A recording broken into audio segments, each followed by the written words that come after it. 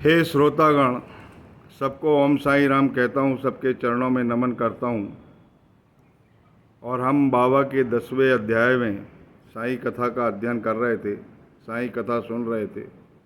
आप परम भाग्यशाली हो जो लोग साईं का चिंतन करते हैं और साईं कथा का नियमित अध्यापन करते हैं, वो इस भावसागर पर विजय प्राप्त करते हैं। इस अध्याय में हमने साईं बाबा के शयन के संबंध में जाना और उनकी विनयशीलता के बारे में हम जानना चाह रहे हैं। और वही कथा पर आ रहे हैं कि बाबा का एक परम भक्त नानावली था, बड़ा अनोखा भक्त था। जिस तरह हनुमान जी त्रेता में भगवान राम की भक्ति किया करते थे, उसी प्रकार बाबा का एक नानावली नाम का भक्त था, जो सदा उनके नाम का स्मरण करता था, सदा उनके नाम की चिंता करता था। भूख प्यास की चिंता उसको बिल्कुल नहीं रहती थी। हमेशा हर सांसों में साईं का नाम उसके हृदय तक जाता था, उनका जाप करता था। बड़ा विशेष भक्त था। जैसे संत नामदेव की दासी संत जना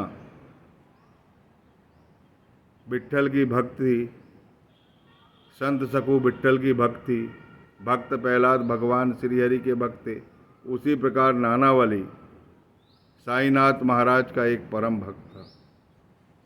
वो उनकी विनयशीलता का परीक्षण करना चाहते थे। एक बार बाबा आसन पर विराजमान थे, अपने कुछ भक्तों के साथ बैठे हुए थे, वार्तालाप कर रहे थे। उसी समय अचानक नानावली आया और बाबा से कहा, ए फकीर, जरा अपने आसन से उठ जाओ। और आसन पे जाकर स्वयं विराजमान हो गया। बाबा उठ गए। बाबा की विनयशीलता देखिए, वो भक्तों के लिए कुछ भी करने के लिए तैयार रहते हैं। उन्हें क्रोध नहीं आया, क्योंकि उन्होंने अहंकार को तिलांजलि दे दी थी। और बहुत ही पहुँचे हुए संत थे साईनाथ महाराज, जिसे संसार से विरक्ति थी, लेकिन संसार में उलझे हुए दिखाई देते थे। भक्तों के कल्याणार्थ हमेशा चिंतित रहते थे।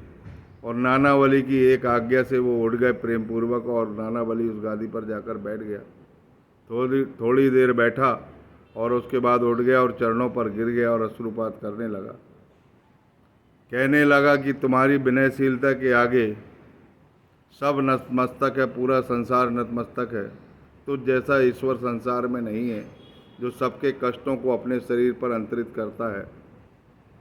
तेरे पास की एक एक सामग्री जो कष्टों के हरने के लिए बनी है, तेरा भिक्षा पात्र जो कष्टों को लेता है, भिक्षा झोली जो भिक्षा नहीं कष्टों को लेती है, सटका जब कोई भक्त कहीं कष्ट में रहता तो सटका से खुद ही अपने शरीर की पिटाई करने लगते।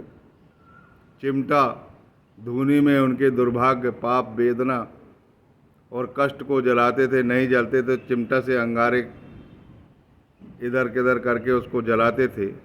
और सारे पाप, सारे कष्ट, सारी वेदना कहाँ जलती थी? बाबा की द्वारका माई में जलती थी और दूर गगन में धुआं बनकर उड़ती थी। और नानावली अच्छे से जानते थे कि ये परम पिता है, सबका परमेश्वर है, और ये सबका कल्याणार्थ हेतु यहाँ पर आया है। उनकी विनयशीलता के परीक्षण के लिए वो गादी पर बैठ गया था। उसे बहुत पश्चाताप हुआ। जिस तरह एकनाथ महाराज की पत्नी के ऊपर एक ब्राह्मण भिक्षुक बैठ गया था, लेकिन एकनाथ महाराज को गुस्सा नहीं आया। जिस तरह एकनाथ महाराज जब स्नान करने गंगा जी में जाते थे तो 21 बार एक यवन ने उनके ऊपर थूक दिया, तब भी उन्हें गुस्सा नहीं आई। लेकिन जब 22वीं बार वो आए तो उसकी जीभ लड़खड़ा गई, उसके मुंह का थूक खत्म हो गया और उनकी आंखों में मक्का मदीना दिखाई देने लगा और वो नतमस्तक हो गया एकनाथ महाराज के चरणों पर। ठीक उसी प्रकार का नानावली भक्त था। कुछ लोगों का कहना है कि उसे शरीर में कोई तकलीफ थी, इसलिए गादी पर बैठकर उसने तकलीफ दूर कर लिया। वो बाबा को कोई तकलीफ नहीं देना चाहता था, लेकिन उनकी विनयशीलता का परीक्षण करना चाहता था। बाबा की विनयशीलता का कोई अंत नहीं है, कोई आर पार नहीं है। उनकी करुणा महासागर से भी पार है, 7 समुंदर के भी पार है। वो कहते थे कि 7 समुंदर के पार भी अगर कोई भक्त मुझे याद करता है तो मैं अविलंब उसी समय वहीं प्रकट होकर उसकी सहायता करता हूँ। तो ऐसे संत की हम कथा पढ़ रहे हैं, ऐसे संत के चरणों को अपने हृदय में अपन धारण कर रहे हैं। तो मैं विश्वास पूर्वक कहता हूँ, शपथ पूर्वक कहता हूँ, अंतःकरण से कहता हूँ, पूर्ण संवेदना के साथ कहता हूँ कि आपका कल्याण हो जाएगा। इनकी कथा निरंतर सुनते रहिए। और बाबा के स्वभाव के बारे में हर कथाओं में मैं थोड़ा थोड़ा आपको बताता हूँ। इस 10वें अध्याय में बाबा के सगुण लीला के बारे में है, उनके स्वभाव के बारे में है। तो उनका स्वभाव तो सिर्फ भक्तों के लिए था, भक्तों के कल्याणार्थ वो चिंतित रहते थे। और मैं ये भी बता देना चाहता हूँ, ऐसे भक्त अचानक पहुँच गए उनके पास जो परोपकार करते थे, जो भले ही बाबा का स्मरण नहीं करते थे लेकिन परोपकार ही उनका जीवन है। किसी भूखे को भोजन कराना, प्राणियों को भोजन कराना, किसी की मदद करना, किसी की परीक्षा फीस भर देना, कोई बच्चे को पढ़ा लिखा लेना, किसी गरीब बच्चे को गोद ले लेना, वो बाबा उसका बराबर ध्यान रखते थे और वो बाबा का भक्त बन जाता था और बाबा उसे अपने पास बुला लेते थे। मेरा आपसे वचन है कि निष्ठा से, धैर्यपूर्वक, भक्तिपूर्वक, प्रेम पूर्वक, पूर्ण अंतःकरण से, हृदय की गहराइयों से, पूर्ण संवेदना के साथ बाबा का नाम स्मरण करिए, वो तुम्हारे सारे संकट हर लेंगे। बोलिए सच्चिदानंद सद्गुरु साईनाथ महाराज की जय। इसके बाद हम 11वां अध्याय में प्रवेश करेंगे, जो बहुत अच्छा अध्याय है, जिसमें डॉक्टर पंडित की पूजा कैसे स्वीकार की उन्होंने, हाजी फाल्के सिद्दीकी को किस प्रकार का आशीर्वाद दिया, ये कहानियाँ आप आएगी और हम उसे जानेंगे।